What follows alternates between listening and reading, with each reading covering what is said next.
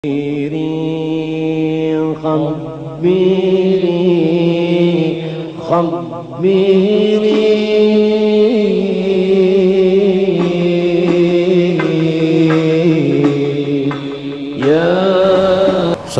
warahmatullahi wabarakatuh. Bismillahirrahmanirrahim.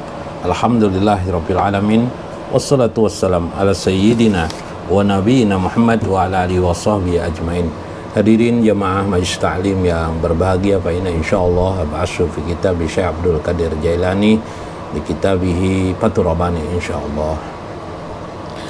Hari ini kita membahas tentang persoalan yang sifatnya keilmuan ya, yang di dalam beberapa episode Syekh Abdul Qadir Jailani menekankan tentang amal ya, tentang amal ma'rifah ya. Kita bacakan saja. Ya qaumi, wahai murid-muridku, kata beliau, wahai anak-anakku, la tahtasu antum haus.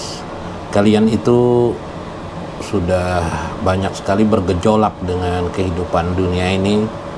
Antum hausun, engkau itu selalu ingin mengecapnya kenikmatan-kenikmatan dunia ini, hingga engkau itu sudah terlalu banyak meminum bahtera dunia ini, begitu luar biasa, seperti kenikmatan-kenikmatan dalam hidup kita ini. Makin tua makin banyak menikmati hidup di dunia ya. Wa kaifa ahwaluka fi akhiri hayatikum, bagaimana keadaan-keadaan kita nanti pada akhir hayat kita. Bal aikanan lana aulakum ya, apakah kita bisa yakin bahwa fi akhiri hayatina liqauli la ilaha illallah, apakah kita bisa yakin pada akhir hayat kita bisa mengucap kalimat la ilaha illallah? Subhanallah, karena ucapan itu sangat diutamakan dan memerlukan kebiasaan dalam kehidupan sehari-hari. Di antara sekian orang, tidak semua mungkin bisa mengucap kalimat la ilaha illallah. Dan itu bukan akhir perjalanan saja. Ketika kita mengucap la ilaha illallah, seberapa besar ma'rifah kita terhadap la ilaha illallah itu, seberapa besar kita memahami kalimat la ilaha illallah itu yang sudah kita rajih, kita ragikan, jadikan ragi dalam jiwa kita, dalam ruh kita. Karena yang berpulang ke hadrat Allah Subhanahu wa ta'ala, yang menghadap Allah itu adalah ruh kita, nah, bukan yang di pikiran kita. Meskipun file itu terikut, tapi yang paling utama itu adalah yang masuk dalam ruh kita. Karena ruh itulah nanti, karena ruh yang sudah kita godok pada hari-hari inilah yang nanti yang bisa di akhir hayat kita mengucap kalimat la ilaha illallah. Hajal ilmu la yanfa'ukum bila amalin. Semua yang saya terangkan, kata Syekh Abdul Qadir Jailani, tidak akan berguna bila amalin, tanpa engkau praktekkan dalam kehidupan sehari-hari. Bagaimana kita mempraktekkan dalam kehidupan sehari-hari? Fi ilmillah, ilmu Allah Subhanahu wa ta'ala. Bal biha li munaqasatim bainan nas, apakah kita hanya sekedar onggokan ucapan untuk berdebat dengan manusia, debat kusir, debat, akhirnya ujung-ujungnya kita karena merasa menang debat, mengalahkan orang, ujung-ujungnya juga kita bereksistensi diri kita, merasa benar, merasa paling hebat, merasa paling berilmu. Tak berguna semua itu, bahkan itu menjadi mencelakakan kita. Nauzubillah min dzalik. Karena itu dalam konteks yang lain kita akan merasakan ilmu Allah itu ketika kita mempraktekkannya. Ketika kita tidak mempraktekkannya, kita masih tidak merasakan manfaatnya. Karena itu orang-orang yang di luar yang menilai bahwa ilmu ma'rifatullah itu ilmu berbahaya, ilmu menyesatkan, itu adalah orang-orang menilai.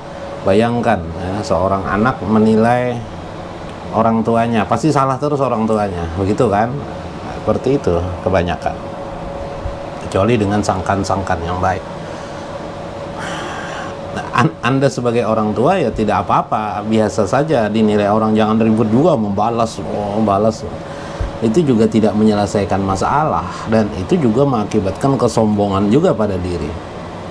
Karena itu praktekkan saja. Ilmu Allah itu, kata Syekh Abdul Qadir Jailani, adalah untuk diamalkan. Bagaimana mengamalkan? Misalnya setelah memahami la ilaha illallah, mengamalkan berarti dizikirkan, ya, bukan hanya dizikirkan, diresapi, dihayati kalimat la ilaha illallah pada sekeliling kita, kehidupan kita. Paling tidak itu dulu, paling tidak itu. Tahtajuna an ta'malu bihajas sawadi alal bayadi. Engkau pasti akan berhajat untuk mengetahui bagaimana engkau bisa tahu bahwa tinta hitam itu di atas kertas itu apa yang kau tuliskan. Orang beramal itu adalah orang yang menuliskan seperti ada lembaran kertas, dia menulis. Itulah catatan, yaitu catatan para malaikat. Bagaimana amal itu, ilmu itu menjadi berguna ketika dicatatkan. Maka tidak menjadi berguna dia kalau kita tidak mengamalkannya. Huwa hukmullah azza wa jalla ya'maluna bihi yauman. Karena itu hukum-hukum Allah itu kita kerjakan, kita lakukan. Karena itu hukum-hukum itu adalah hikmah. Arti hukum itu sebenarnya pada asalnya adalah hikmah. Hikmah di sini berarti bukan seperti barang robot, ya. Bukan untuk untuk hebat-hebatan, bukan dalam konteks nanti tidak selalu hukum itu tertib, tidak. Nanti kita masuk pada bagian-bagian itu. Hukum itu ada yang disebut dengan qarinah langsung dari Allah Subhanahu wa Ta'ala. Yang jelas semua itu adalah pagar-pagar dari Allah Subhanahu wa Ta'ala yang menekankan pada hambanya haluan ma'rifatullahnya itu tetap dalam ridho Allah Subhanahu wa Ta'ala. Jadi memang ma'rifatullah itu diperlukan adalah ma'rifatullah yang Allah ridho atas ma'rifah itu. Banyak orang yang ma'rifah juga dengan cara jalannya sendiri. Tapi pertanyaannya adalah apakah ma'rifatullah itu dalam ridho Allah atau tidak? Ini masalahnya. Jadi sekian keadaan, ya'malu nabihi yauman ba'da yaumin wa sanatan ba'da sanatin hatta taqa'a fi aidikum samaratahu. Maka amalkan saja ilmu-ilmu ma'rifah yang kamu terima, yang disampaikan oleh Syekh Abdul Qadir Jailani itu. Amalkan seberapa kamu bisa, amalkan, lakukan, coba melakukan uji coba. Jangan takut, itu sebuah kebenaran. Maka engkau amalkan itu ada hari demi hari, tahun demi tahun, hatta taqa'a fi aidikum samaratahu. Bagaimana nanti kamu akan dapat merasakan buah daripada amal ma'rifah itu, buah daripada amal ma'rifah itu. Buah ini yang penting. Buah ini disebut dalam ilmu ma'rifatullah adalah hakikat. Misalnya keasikan, kenyamanan bersama Allah, keasikan selalu dalam hidayah Allah, ingin selalu dekat dengan Allah, perasaan senang bahagia bersama Allah Subhanahu wa Ta'ala. Perasaan-perasaan ini tidak bisa dicapai dengan ilmu. Artinya banyak yang dibicarakan di dalam ilmu-ilmu ma'rifatullah itu tidak bisa dicapai dengan pengetahuan, tidak bisa dicapai dengan hanya sekedar kita mendengar ceramah, mendengar penyampaian dari Syekh Abdul Qadir Jailani, tidak bisa. Tapi kita dapatkan dia melalui amal. Jadi jalan betisnya amal. Maka amal ma'rifatullah itu juga diantaranya adalah sering berzikir kepada Allah, sering mengingat Allah, subhanallah, alhamdulillah, la ilaha illallah. Karena itu memang para orang-orang sufi biasanya mereka sampai untuk supaya mendapatkan buah, ya, syamaratuhu itu, mendapatkan buah daripada amal itu atau hakikat itu, mereka melakukan khalwat, ya, sampai khalwat setahun, 2 tahun, ada yang 5 tahun khalwat untuk lebih mendekatkan diri kepada Allah, supaya merasakan buahnya dan mengetahui apa sebenarnya. Jadi bukan omong kosong atau suka-suka share, buat apa beramal soleh tapi sombong begitu misalnya, kan. Itu adalah bukan menasehati orang lain, itu untuk menasehati diri sendiri. Kita mana tahu juga orang yang beramal amal kebaikan itu Apakah hatinya rusak? Apakah hatinya diterima oleh Allah atau tidak? Tidak tahu kita. Karena tidak tahu tidak perlu dikritik. Tapi harus menyampaikan bahwa perbuatan-perbuatan itu salah. Sehingga kita berada pada posisi yang benar. Karena kita tidak tahu, buat apa kita ngomong-ngomong seperti itu, kritik-kritik itu. Tapi kalau memang ada teori-teori itu, maka teori itu tidak perlu diputus dalam satu kata, karena kata itu adalah sangat panjang. Misalnya ada kata-kata begini, pelacur yang bertobat lebih bagus daripada orang alim tapi tidak mengamalkan ilmunya. Itu uraian sangat panjang, tidak bisa dengan kata-kata seperti itu, yang mengakibatkan nanti salah paham. Apa efeknya? Efeknya nanti Anda malas beribadah, Anda malas menjadi orang soleh, atau Anda ingin jadi pelacur, atau berbuat sekehendak aja tapi nanti langsung bertobat begitu. Itu tidak, karena itu sebuah kalimat-kalimat, ungkapan-ungkapan hikmah itu kadang-kadang ketika dia dibahas dalam satu rangkaian kalimat saja atau 1-2 kalimat saja bisa juga menjadi bias, efek negatif pada diri kita atau pada orang lain, menjadikan kita malas dalam beribadah seperti kata-kata tadi. Padahal itu maknanya sangat panjang, sangat luas. Karena itu dia diperlukan rangkaian kata-kata yang lain untuk menjelaskannya, supaya kita jangan salah memahaminya. Misalnya seperti kata-kata ilahi lastu lil firdausi ahla wala aqwala naril jahimi fahabli taubata waqfir junubi. Tirab yang biasa diucap, yang dikatakan itu adalah syair Abu Nawas. Wahai Tuhan, lastu lil firdausi ahla. Ini ungkapan kesimpulan seseorang yang di belakangnya itu sangat panjang penjelasannya. Bagi orang yang terjadi bias, salah memahami makna itu artinya begini, ilahi lastu lil firdausi ahla, wahai Tuhanku, lastu lil firdausi ahla, tidaklah aku itu mengharap surgamu, tidak layak aku ini masuk surgamu, yang layak bagiku ini engkau ampuni. Taubatan. Efek bias yang keliru, kalau efek bias yang bagus tidak apa-apa, yang keliru yang kita persoalkan menjadi berbahaya. Kalau begitu kita tidak perlu surga ya. Kenapa sih ini jadi tidak perlu surga? Berarti ini salah ini. Padahal kan di dalam Al-Quran ada surga. Itu memahami cara akal, akhirnya bias-bias menjadi negatifnya apa? Akhirnya mencela orang berkata seperti itu. Itu satu negatif. Jadi karena tidak tahu uraian yang sesungguhnya dari semua itu. Atau bias yang negatif yang kedua apa? Kita tidak penting sudah beramal saleh. Tidak apa-apa juga, yang penting kan kita diampuni Allah. Nah, sudah, itu aja teorinya. Ampun aja sudah selesai. Nah, itu bahaya juga. Apa artinya? Artinya tidak mau beramal saleh, tidak mau beramal ibadah. Ini bias efek yang berbahaya. Maka la yanfa'ukum bila amalin, tidak akan berguna semua ilmu ini tanpa amal di dalamnya. Nah, itulah yang terjadi di kita di kampung-kampung, banyak belajar orang di kampung-kampung atau di kota-kota, di tempat-tempat tertentu belajar ma'rifatullah, amalnya tidak ada, kesolehannya tidak ada. Yang ada adalah bicara tentang Tuhan, Tuhan, tapi amal solehnya tidak ada, amal ma'rifatnya tidak ada. Ada apa ini? Ini yang menjadi pertanyaan. Sebenarnya tujuan daripada ilmu ma'rifatullah itu ialah memperbagus batin seseorang dalam amal-amal syariahnya. Uniknya masa Anda punya memperbagus batin tapi amalnya tidak ada. Seperti orang hebat main di mempelajari ilmu-ilmu teknis memperbaiki mobil tapi tidak punya mobil. Jadi apa Anda jadi bengkel saja, Anda sendiri tidak bisa merasakan bagaimana mobil itu. Dan ilmu ma'rifatullah sangat intim dengan amal-amal. Karena itu orang benar-benar ahli ma'rifatullah selalu berzikir kepada Allah setiap kesempatan, menyitakan dirinya. Seperti yang dikatakan Syekh Abdul Qadir Jailani, saya membuat jala tubuhku, diriku, sehingga aku tidak bisa berjalan dan bergerak. Jala itu maksud beliau adalah menjala beliau agar beliau selalu ingat kepada Allah. Wah, ini kan hebatnya.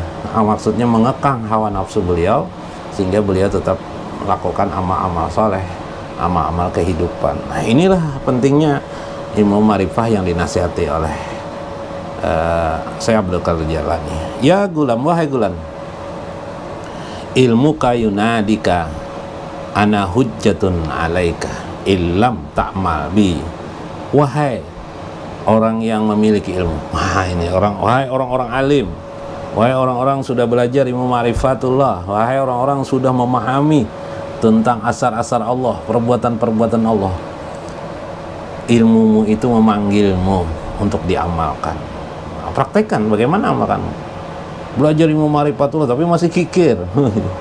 Belajar ilmu ma'rifatullah tapi masih buruk sangka dengan orang lain. Oh, ini ada apa? Ya, mudah-mudahan seharusnya belajar ilmu ma'rifatullah menghilangkan buruk sangka, menghilangkan sifat pemarah, menghilangkan sifat benci kepada manusia makhluk. Hilangkan itu.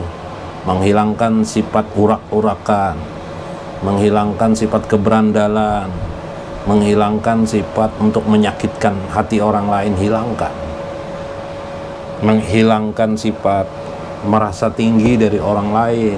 Itu ilmu ma'rifatullah. Karena ketika belajar ilmu lain selain dari ilmu ma'rifatullah, yang timbul adalah kesombongan. Sebut saja Anda belajar apa? Ilmu geologi atau ilmu biologi. Begitu Anda banyak tahu, Anda sudah sombong. Nah, ini kan aku tahu dari orang-orang tidak tahu, gitu kan. Belajar ilmu fikih, ya kan? Efeknya sombong. Ketika Anda sudah bisa membaca kitab Fathul Wahhab, sudah ya, Anatul Talibin sudah juga, makinnya itu Majabul Arba'ah, perbandingan Najab 4 sudah Anda pelajari juga, habis sudah semuanya ilmu fikih. Apa yang lahir pada diri Anda? Memang Anda bisa mengerti mengamalkan ilmu fikih, tapi adalah kesombongan. Kesombongan. Maka itu berbahaya, kesombongan itu harus dikikis, karena kesombongan ini sangat sulit. Bahkan bisa terjadi pada orang-orang yang sudah pada makom level aulia Allah, bisa terjadi kesombongan ini.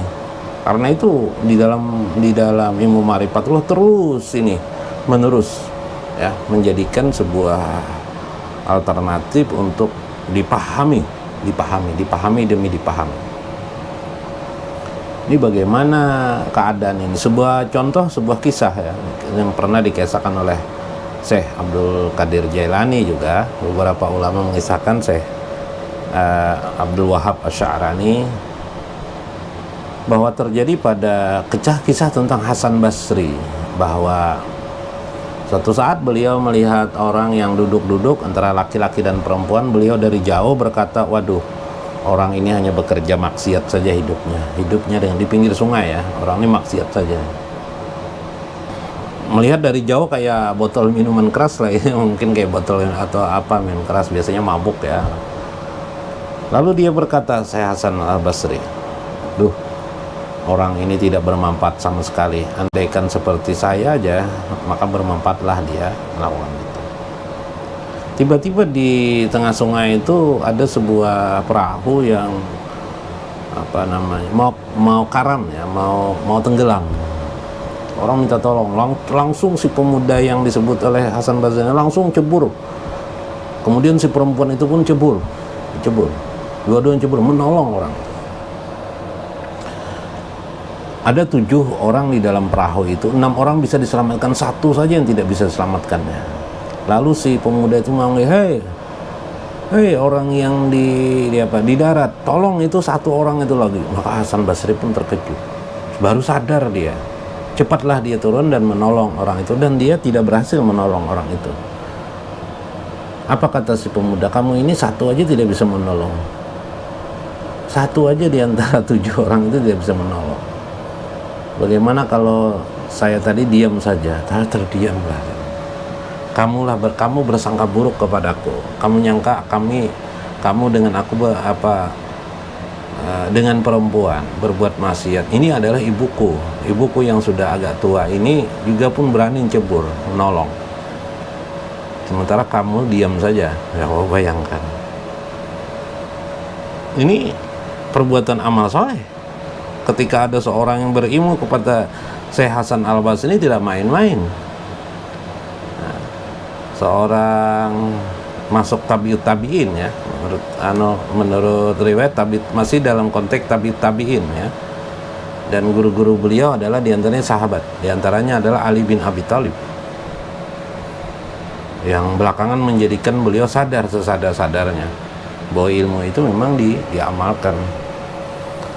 Nah, tidak sekedar diketahui.